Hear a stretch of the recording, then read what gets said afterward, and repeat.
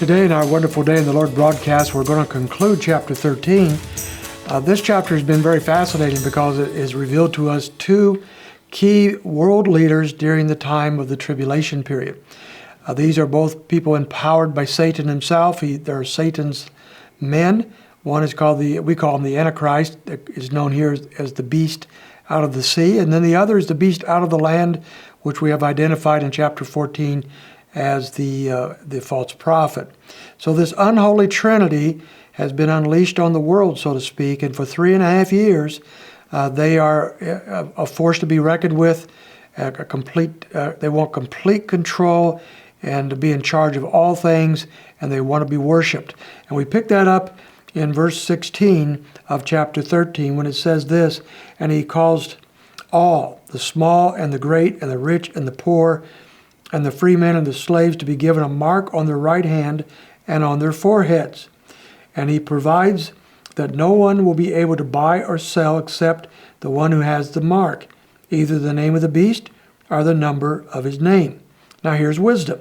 "Let him who has understanding calculate the number of the beast, for the number is that of a man, and his number is 666. Now this is a portion of the book of Revelation that is known by so many people, the mark of the beast. We often talk about that. We've heard a lot about the mark of the beast.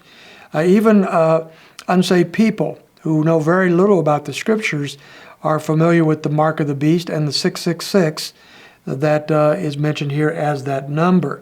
So let's talk about it for just a moment.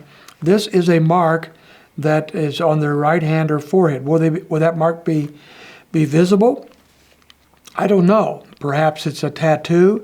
Perhaps it's some kind of a embedded clip, a chip of some sort. We don't know, but it is definitely a mark that is in their right hand or their forehead, one or the other.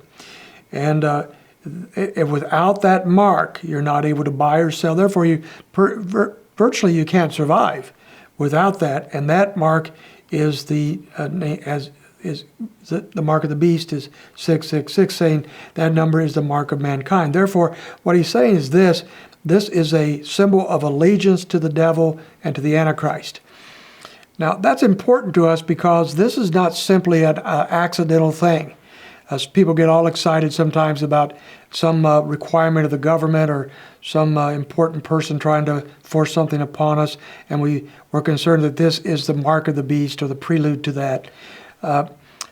You can really get out of sorts on that type of thing. I would be giving you a lot of caution on that. This is a voluntary mark of worship, of allegiance to the devil himself.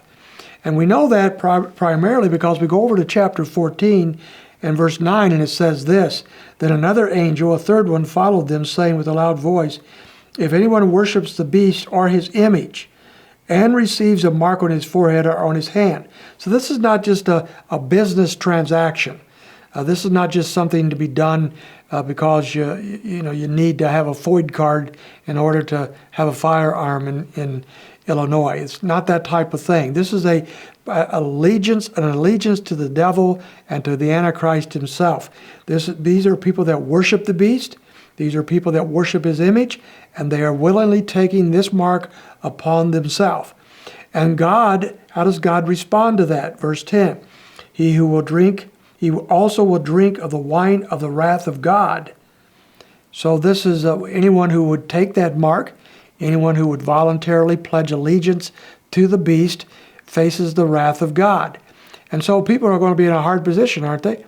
If they don't take the mark of the beast, then they are going to face his wrath, the wrath of the beast, and they're not going to be able to buy or sell and conduct themselves in life. They're going to be his enemy. On the other hand, if you do take the mark of the beast and pledge allegiance to Satan and his man, then you are facing the very wrath of God. There's a no-win situation here.